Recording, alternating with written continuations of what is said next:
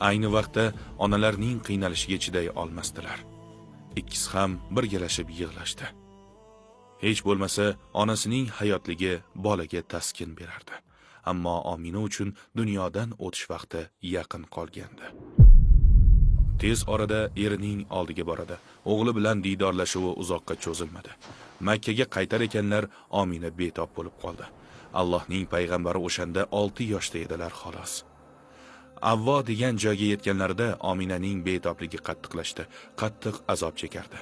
Unga ikki narsa ko'p azob berardi. Bolasini foniy dunyoda yolg'iz qoldirish va mana shunday yosh holida ham otadan, ham onadan judo bo'lishlarini o'ylab siqilardi. O'lim soati yaqinlasharkan farzandiga so'nggi bor qaradi. Uning yuzidagi nigohni so'z bilan ifodalash mushkul. O'limidan biroz avval ushbu so'zlarni aytdi. Har bir jon o'lim topadi, yangi narsa eskiradi. Yoshi o'tganlar kun kelib vafot etishadi. Dunyoda hamma narsa vaqtincha va kun kelib tugaydi. Ha, men ham o'laman. Ammo ismim odamlar yodida qoladi. Chunki men solih va pok farzandni dunyoga keltirdim, u meni yaxshilik bilan eslaydi. Birozdan so'ng uning ovozi to'xtadi. Tanasi esa jonsiz qoldi. Payg'ambar alayhissalom esa ko'zlarida yosh bilan qoldilar. Qalblari kuchli og'riqdan azob chekardi.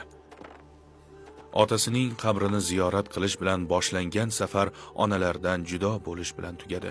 Otasidan judo bo'lgandan so'ng onalarni ham yo'qotdilar. O'sha so'zlar payg'ambarning quloqlarida qancha vaqt jarangladi ekan. Boshqa bolalar ona deganida u kishi yerga qarab turardilar. Yosh to'la ko'zlarda bu bolakay o'z onasining so'nggi damlarini eslardi.